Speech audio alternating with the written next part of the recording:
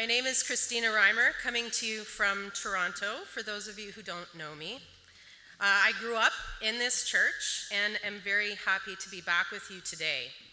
Thank you for inviting me to preach on this first Sunday of Advent. I have a very short sermon for you this morning, but there is a saying in Low German, people like short prayers and long sausages, so. Haven't memorized the Plotdeutsch yet, I have to do that. In Advent, we enter a sacred time when we ritually remember what is to come. The past and present merge together as we anticipate what has already taken place. Christians all over the world mark this special time with their own specific cultural traditions. Some Chinese Christians put up paper lanterns in their homes and exchange apples wrapped in colorful paper. Many Western Europeans, as well as Canadian and American Christians, decorate with wreaths, open Advent calendars, set up nativity scenes, and light candles. One of my favorite Advent traditions was when Dad would take us Reimer kids on a quest to find the ugliest Christmas tree in town. And then we'd strap it to the roof of our poop-colored old station wagon that we had nicknamed the Scheisse. Some of you might remember that car. Mexican Christians celebrate Las Posadas, meaning the inns, a ritual that lasts 9 days ending on Christmas Eve, which commemorates the journey made by Mary and Joseph from Nazareth to Bethlehem. Each evening, a child dressed as an angel leads a procession of other children, adults, and musicians through the streets of town, going to different homes asking for lodging. Like Mary and Joseph, they are turned away from these homes. Mass is held each day after the procession, and at the conclusion of the final service, children break open piñatas filled with candy and toys. A curious one I read about is the now extinct Advent tradition of Norman farmers who used to have children run around their fields with lit torches, setting fire to straw to drive out rats. And here I get nervous every time a kid lights one of the Advent candles at church. So why are we compelled to perform these rituals year after year? Sigmund Freud had one theory. In 1907, he published a paper entitled Obsessive Actions and Religious Practices, in which he points out the similarities between neurotic behavior and religious rituals, that both compulsive actions and religious rites involve repetitive behaviors that bring a sense of psychological relief. Freud had a tendency to link religion to pathology, believing that at its root, religion is an illusion that helps us to come to terms with our fear of the unknown, and that religion is a psychological coping mechanism that brings order to an otherwise chaotic and indifferent universe. Of course, Freud is not always popular in either the mental health field or with religious folks, but if we reframe some of his ideas, there is some logic there. I don't think of ritual as necessarily pathological, but potentially healing.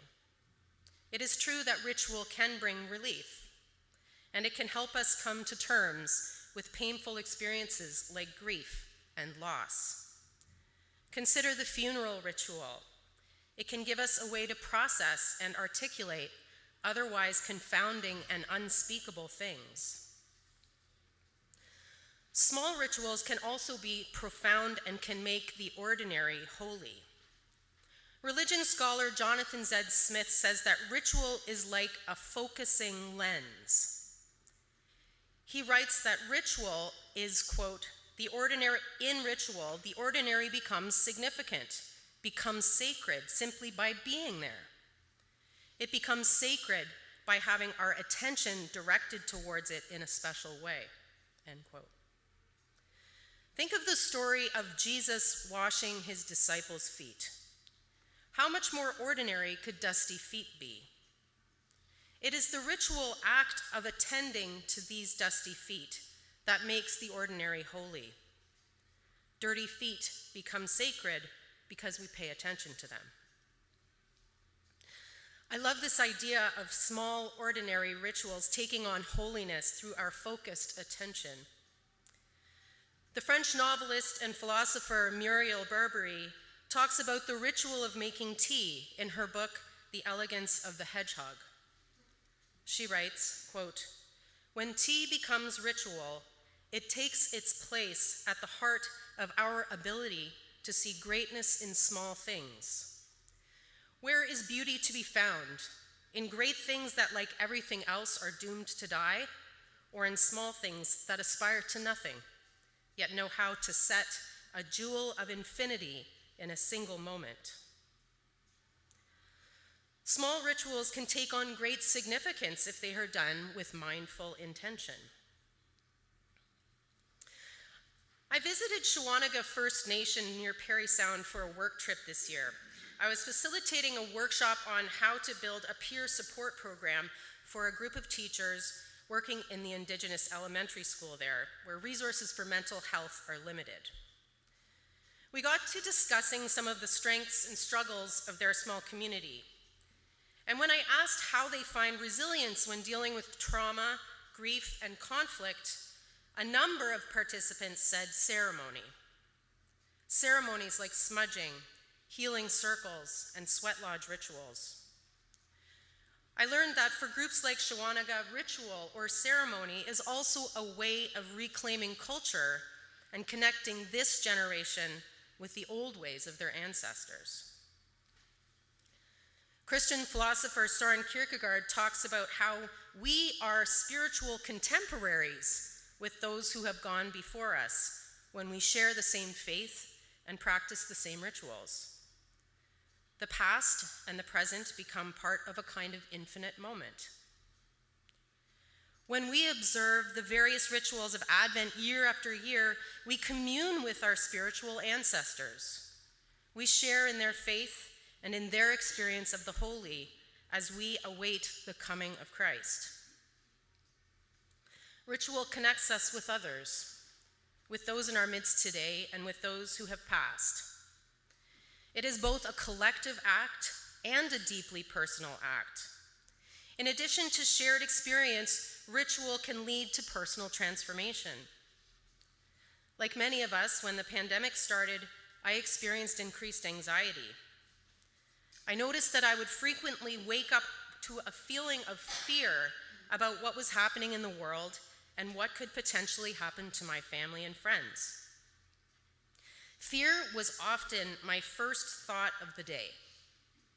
So I started a prayer ritual that I have tried to practice every morning when I first wake up as a way of replacing this fear with courage.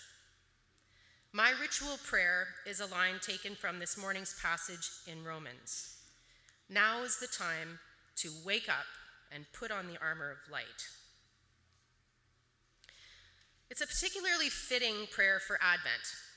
We are living through literally the darkest part of our seasonal year, when sometimes we just feel like entering a hibernation sleep until it is spring again. But week after week, we wake up and light up our sanctuaries with Advent candles, and we make a home for hope in our hearts, remembering what is to come, the birth of the light of the world. In conclusion, I'd like to confess that I can get a bit stuck in tradition for tradition's sake. I can be resistant to change.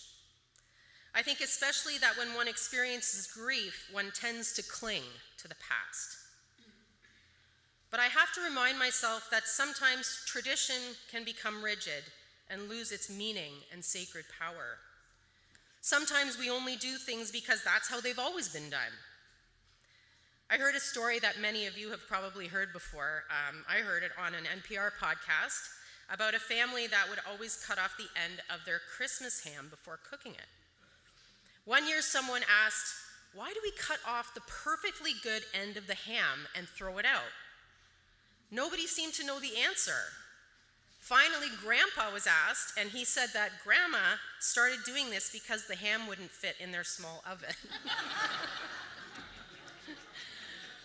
Growing up in this church, I loved the tradition of kids receiving paper bags filled with oranges and peanuts. But we had to let this ritual go a number of years ago because of peanut allergies. This tradition was cherished but had to change for the good of the community. If we don't accommodate these changes, tradition can lead to exclusion and lose its power to bring people together. As our communities change, how can we approach ritual in a dynamic way?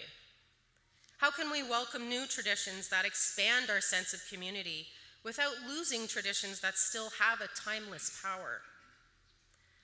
Advent is a time when we remember what is to come, a sacred time when we reconnect with what has gone before us and celebrate God's promise that is still unfolding. May our Advent rituals bring healing, draw our attention to what is holy in the extraordinary and the ordinary, and unite us in our anticipation of the Christ child. Amen.